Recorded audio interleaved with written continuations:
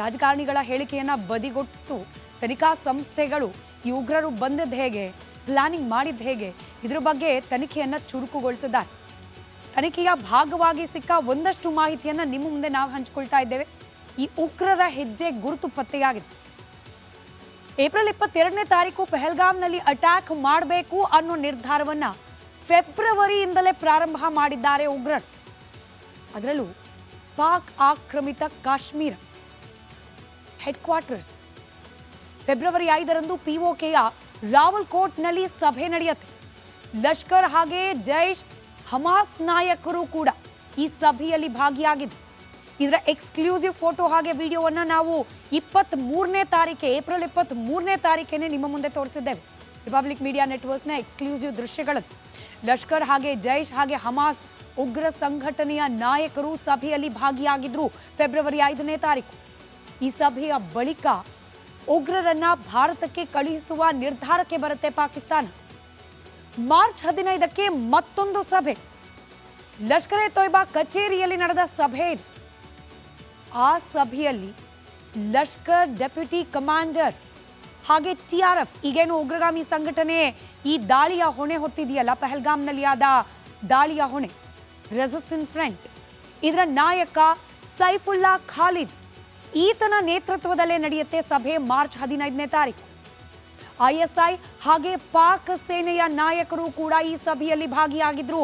ಹಾಗಾಗಿ ಬಹಳ ವಿಶ್ವಾಸದಿಂದ ಡೇ 1ನಿಂದ ರಿಪಬ್ಲಿಕ್ ಮೀಡಿಯಾ ನೆಟ್ವರ್ಕ್ ಹೇಳ್ತಾ ಇರೋದು, ಇದು ಪಾಕಿಸ್ತಾನದಲ್ಲೇ ಕೂತು ಪಾಕಿಸ್ತಾನದ ಮಿಲಿಟರಿ ನಾಯಕರ ಪ್ಲಾನಿಂಗ್ ಮೂಲಕವೇ ಎಕ್ಸಿಕ್ಯೂಟ್ ಆಗಿರುವ ದಾಳಿ.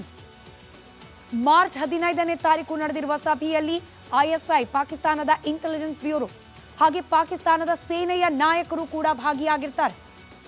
ಇದೇ ಸಭೆಯಲ್ಲೇ ಪಹಲ್ಗಾಮ್ ದಾಳಿಯ ಬಗ್ಗೆ ಅಂತಿಮ ರೂಪುರೇಷೆಯನ್ನ ನಿರ್ಧಾರ ಮಾಡಲಾಗುತ್ತೆ. ಅದಾದ ನಂತರದಲ್ಲಿ ಹಸೀಂ ಮೂಸಾ, ಈ ಮೂಸಾ ಪಾಕಿಸ್ತಾನದಲ್ಲೇ ಆರ್ಮಿಯಲ್ಲಿ ಇದ್ದು ಟ್ರೈನಿಂಗ್ ಅನ್ನ ಪಡೆದಾತ. ಈತನ ಜೊತೆಯಲ್ಲೇ ತಲಹಾ ಬಾಯ್, ಈ ಇಬ್ಬರಿಗೂ ಕೂಡ ದಾಳಿಯ ಜವಾಬ್ದಾರಿಯನ್ನ ನೀಡಲಾಗುತ್ತೆ. ಏಪ್ರಿಲ್ 15ರಂದು ಪಹಲ್ಗಾಮ್ ಅನ್ನು ತಲುಪ್ತಾರೆ ಈ ಉಗ್ರರು.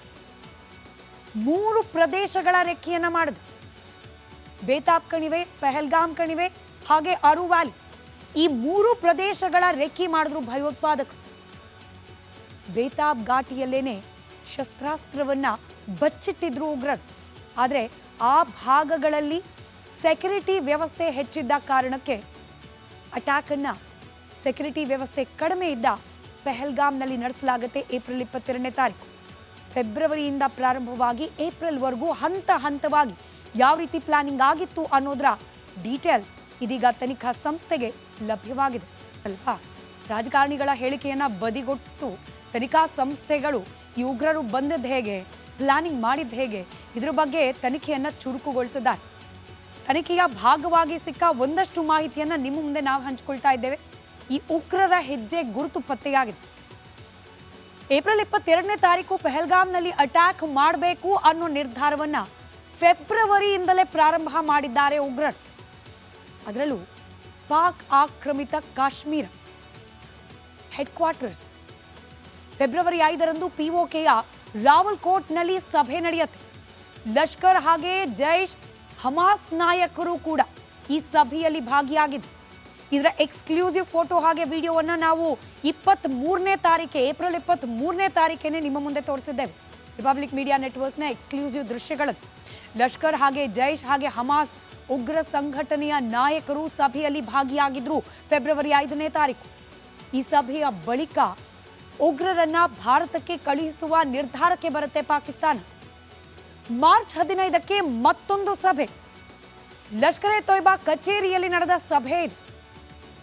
ಆ ಸಭೆಯಲ್ಲಿ ಲಷ್ಕರ್ ಡೆಪ್ಯೂಟಿ ಕಮಾಂಡರ್ ಹಾಗೆ TRF, ಈಗೇನು ಉಗ್ರಗಾಮಿ ಸಂಘಟನೆ ಈ ದಾಳಿಯ ಹೊಣೆ ಹೊತ್ತಿದೆಯಲ್ಲ, ಪಹಲ್ಗಾಮ್ನಲ್ಲಿ ಆದ ದಾಳಿಯ ಹೊಣೆ, ರೆಸಿಸ್ಟೆಂಟ್ ಫ್ರಂಟ್, ಇದರ ನಾಯಕ ಸೈಫುಲ್ಲಾ ಖಾಲಿದ್, ಈತನ ನೇತೃತ್ವದಲ್ಲೇ ನಡೆಯುತ್ತೆ ಸಭೆ ಮಾರ್ಚ್ 15ನೇ ತಾರೀಕು. ISI ಹಾಗೆ ಪಾಕ್ ಸೇನೆಯ ನಾಯಕರು ಕೂಡ ಈ ಸಭೆಯಲ್ಲಿ ಭಾಗಿಯಾಗಿದ್ರು. ಹಾಗಾಗಿ ಬಹಳ ವಿಶ್ವಾಸದಿಂದ ಡೇ 1ನಿಂದ ರಿಪಬ್ಲಿಕ್ ಮೀಡಿಯಾ ನೆಟ್ವರ್ಕ್ ಹೇಳ್ತಾ ಇರೋದು, ಇದು ಪಾಕಿಸ್ತಾನದಲ್ಲೇ ಕೂತು ಪಾಕಿಸ್ತಾನದ ಮಿಲಿಟರಿ ನಾಯಕರ ಪ್ಲಾನಿಂಗ್ ಮೂಲಕವೇ ಎಕ್ಸಿಕ್ಯೂಟ್ ಆಗಿರುವ ದಾಳಿ. ಮಾರ್ಚ್ 15ನೇ ತಾರೀಕು ನಡೆದಿರುವ ಸಭೆಯಲ್ಲಿ ISI ಪಾಕಿಸ್ತಾನದ ಇಂಟೆಲಿಜೆನ್ಸ್ ಬ್ಯೂರೋ ಹಾಗೆ ಪಾಕಿಸ್ತಾನದ ಸೇನೆಯ ನಾಯಕರು ಕೂಡ ಭಾಗಿಯಾಗಿರ್ತಾರೆ. ಇದೇ ಸಭೆಯಲ್ಲೇ ಪಹಲ್ಗಾಮ್ ದಾಳಿಯ ಬಗ್ಗೆ ಅಂತಿಮ ರೂಪುರೇಷೆಯನ್ನ ನಿರ್ಧಾರ ಮಾಡಲಾಗುತ್ತೆ. ಅದಾದ ನಂತರದಲ್ಲಿ ಹಸೀಮ್ ಮೂಸಾ, ಈ ಮೂಸಾ ಪಾಕಿಸ್ತಾನದಲ್ಲೇ ಆರ್ಮಿಯಲ್ಲಿ ಇದ್ದು ಟ್ರೈನಿಂಗ್ ಅನ್ನ ಪಡೆದಾತ.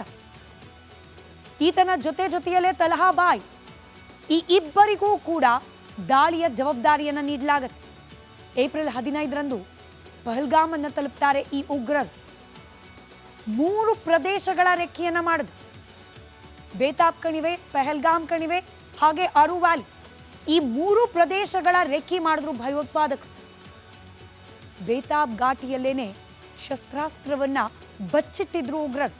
ಆದರೆ ಆ ಭಾಗಗಳಲ್ಲಿ ಸೆಕ್ಯೂರಿಟಿ ವ್ಯವಸ್ಥೆ ಹೆಚ್ಚಿದ್ದ ಕಾರಣಕ್ಕೆ ಅಟ್ಯಾಕ್ ಅನ್ನ ಸೆಕ್ಯೂರಿಟಿ ವ್ಯವಸ್ಥೆ ಕಡಿಮೆ ಇದ್ದ ಪಹಲ್ಗಾಮ್ನಲ್ಲಿ ನಡೆಸಲಾಗುತ್ತೆ. ಏಪ್ರಿಲ್ 22ನೇ ತಾರೀಕು ಫೆಬ್ರವರಿಯಿಂದ ಪ್ರಾರಂಭವಾಗಿ ಏಪ್ರಿಲ್ವರೆಗೂ ಹಂತ ಹಂತವಾಗಿ ಯಾವ ರೀತಿ ಪ್ಲಾನಿಂಗ್ ಆಗಿತ್ತು ಅನ್ನೋದರ ಡೀಟೇಲ್ಸ್ ಇದೀಗ ತನಿಖಾ ಸಂಸ್ಥೆಗೆ ಲಭ್ಯವಾಗಿದೆ ಅಲ್ವಾ. ರಾಜಕಾರಣಿಗಳ ಹೇಳಿಕೆಯನ್ನ ಬದಿಗೊಟ್ಟು ತನಿಖಾ ಸಂಸ್ಥೆಗಳು ಈ ಉಗ್ರರು ಬಂದದ್ದು ಹೇಗೆ, ಪ್ಲಾನಿಂಗ್ ಮಾಡಿದ್ದು ಹೇಗೆ, ಇದ್ರ ಬಗ್ಗೆ ತನಿಖೆಯನ್ನ ಚುರುಕುಗೊಳಿಸಿದ್ದಾರೆ. ತನಿಖೆಯ ಭಾಗವಾಗಿ ಸಿಕ್ಕ ಒಂದಷ್ಟು ಮಾಹಿತಿಯನ್ನ ನಿಮ್ಮ ಮುಂದೆ ನಾವು ಹಂಚಿಕೊಳ್ತಾ ಇದ್ದೇವೆ. ಈ ಉಗ್ರರ ಹೆಜ್ಜೆ ಗುರುತು ಪತ್ತೆಯಾಗಿದೆ. ಏಪ್ರಿಲ್ 22ನೇ ತಾರೀಕು ಪಹಲ್ಗಾಮ್ನಲ್ಲಿ ಅಟ್ಯಾಕ್ ಮಾಡಬೇಕು ಅನ್ನೋ ನಿರ್ಧಾರವನ್ನ ಫೆಬ್ರವರಿಯಿಂದಲೇ ಪ್ರಾರಂಭ ಮಾಡಿದ್ದಾರೆ ಉಗ್ರರು. ಅದರಲ್ಲೂ ಪಾಕ್ ಆಕ್ರಮಿತ ಕಾಶ್ಮೀರ ಹೆಡ್ ಕ್ವಾರ್ಟರ್ಸ್ ಫೆಬ್ರವರಿ 5ರಂದು POKಯ ರಾವಲ್ಕೋಟ್ನಲ್ಲಿ ಸಭೆ ನಡೆಯುತ್ತೆ. ಲಷ್ಕರ್ ಹಾಗೆ ಜೈಷ್ ಹಮಾಸ್ ನಾಯಕರು ಕೂಡ ಈ ಸಭೆಯಲ್ಲಿ ಭಾಗಿಯಾಗಿದ್ದು, ಇದರ ಎಕ್ಸ್ಕ್ಲೂಸಿವ್ ಫೋಟೋ ಹಾಗೆ ವಿಡಿಯೋವನ್ನ ನಾವು 23ನೇ ತಾರೀಕೆ ಏಪ್ರಿಲ್ 23ನೇ ತಾರೀಕೇನೆ ನಿಮ್ಮ ಮುಂದೆ ತೋರಿಸಿದ್ದೇವೆ. ರಿಪಬ್ಲಿಕ್ ಮೀಡಿಯಾ ನೆಟ್ವರ್ಕ್ನ ಎಕ್ಸ್ಕ್ಲೂಸಿವ್ ದೃಶ್ಯಗಳು. ಲಷ್ಕರ್ ಹಾಗೆ ಜೈಷ್ ಹಾಗೆ ಹಮಾಸ್ ಉಗ್ರ ಸಂಘಟನೆಯ ನಾಯಕರು ಸಭೆಯಲ್ಲಿ ಭಾಗಿಯಾಗಿದ್ರು ಫೆಬ್ರವರಿ 5ನೇ ತಾರೀಕು. ಈ ಸಭೆಯ ಬಳಿಕ ಉಗ್ರರನ್ನ ಭಾರತಕ್ಕೆ ಕಳುಹಿಸುವ ನಿರ್ಧಾರಕ್ಕೆ ಬರುತ್ತೆ ಪಾಕಿಸ್ತಾನ. ಮಾರ್ಚ್ 15ಕ್ಕೆ ಮತ್ತೊಂದು ಸಭೆ, ಲಷ್ಕರ್ ಎ ತೊಯ್ಬಾ ಕಚೇರಿಯಲ್ಲಿ ನಡೆದ ಸಭೆ ಇದು. ಆ ಸಭೆಯಲ್ಲಿ ಲಷ್ಕರ್ ಡೆಪ್ಯೂಟಿ ಕಮಾಂಡರ್ ಹಾಗೆ TRF, ಈಗೇನು ಉಗ್ರಗಾಮಿ ಸಂಘಟನೆ ಈ ದಾಳಿಯ ಹೊಣೆ ಹೊತ್ತಿದೆಯಲ್ಲ, ಪಹಲ್ಗಾಮ್ನಲ್ಲಿ ಆದ ದಾಳಿಯ ಹೊಣೆ, ರೆಸಿಸ್ಟೆಂಟ್ ಫ್ರಂಟ್, ಇದರ ನಾಯಕ ಸೈಫುಲ್ಲಾ ಖಾಲಿದ್, ಈತನ ನೇತೃತ್ವದಲ್ಲೇ ನಡೆಯುತ್ತೆ ಸಭೆ ಮಾರ್ಚ್ 15ನೇ ತಾರೀಕು. ISI ಹಾಗೆ ಪಾಕ್ ಸೇನೆಯ ನಾಯಕರು ಕೂಡ ಈ ಸಭೆಯಲ್ಲಿ ಭಾಗಿಯಾಗಿದ್ರು. ಹಾಗಾಗಿ ಬಹಳ ವಿಶ್ವಾಸದಿಂದ ಡೇ 1ನಿಂದ ರಿಪಬ್ಲಿಕ್ ಮೀಡಿಯಾ ನೆಟ್ವರ್ಕ್ ಹೇಳ್ತಾ ಇರೋದು, ಇದು ಪಾಕಿಸ್ತಾನದಲ್ಲೇ ಕೂತು ಪಾಕಿಸ್ತಾನದ ಮಿಲಿಟರಿ ನಾಯಕರ ಪ್ಲಾನಿಂಗ್ ಮೂಲಕವೇ ಎಕ್ಸಿಕ್ಯೂಟ್ ಆಗಿರುವ ದಾಳಿ. ಮಾರ್ಚ್ 15ನೇ ತಾರೀಕು ನಡೆದಿರುವ ಸಭೆಯಲ್ಲಿ ISI ಪಾಕಿಸ್ತಾನದ ಇಂಟೆಲಿಜೆನ್ಸ್ ಬ್ಯೂರೋ ಹಾಗೆ ಪಾಕಿಸ್ತಾನದ ಸೇನೆಯ ನಾಯಕರು ಕೂಡ ಭಾಗಿಯಾಗಿರ್ತಾರೆ.